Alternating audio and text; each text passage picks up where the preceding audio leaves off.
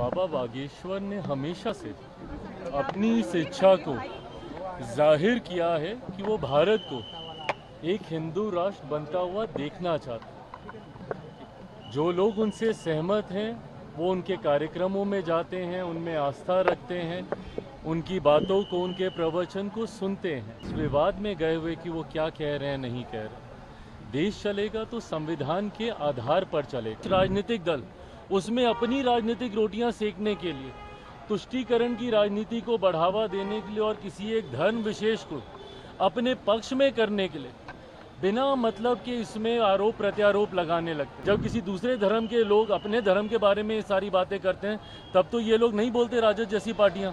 क्यों? क्योंकि उस वक्त इनको तुष्टीकरण करना होता है। हकीकत ये है कि देश में एक बड़ा राजनीतिक दल और खासतौर पे विपक्षी दलों का एक समुदाय अब ऐसा बन गया है जिनके लिए भारत में सेक्युलरिज्म का मतलब एक धर्म विशेष का तुष्टीकरण करना।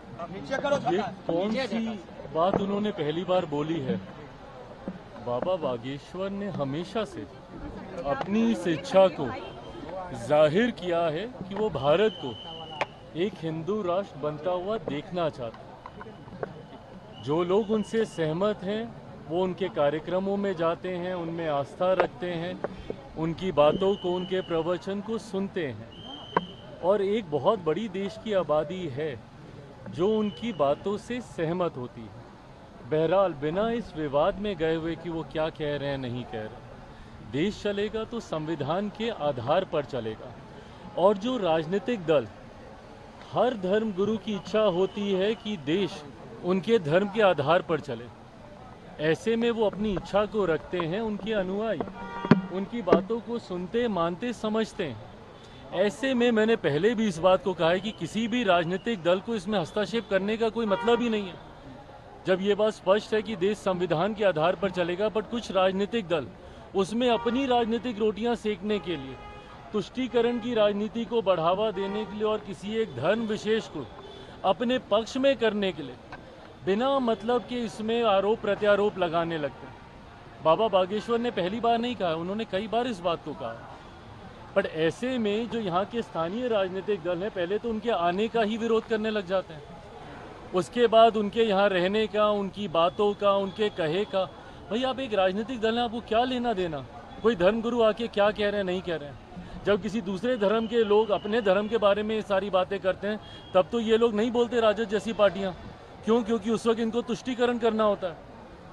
हकीकत ये है कि देश में एक बड़ा राजनीतिक दल और खासतौर पे विपक्षी दलों का एक समुदाय अब ऐसा बन गया है जिनके लिए भारत में सेक्युलरिज्म का मतलब एक धर्म विशेष का तुष्टीकरण करना।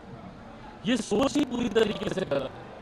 राजनीतिक दलों को अपनी टिप्पणी सिर्फ राजनीतिक आधार पर ही रखनी चाहिए और सिर्फ सरकार की नीतियों के आधार पर करनी चाहिए। धर्मगुरुओं ने कई बार ऐसी बातें कही और कई धर्मगुरु ऐसी बातें करते रहे हैं।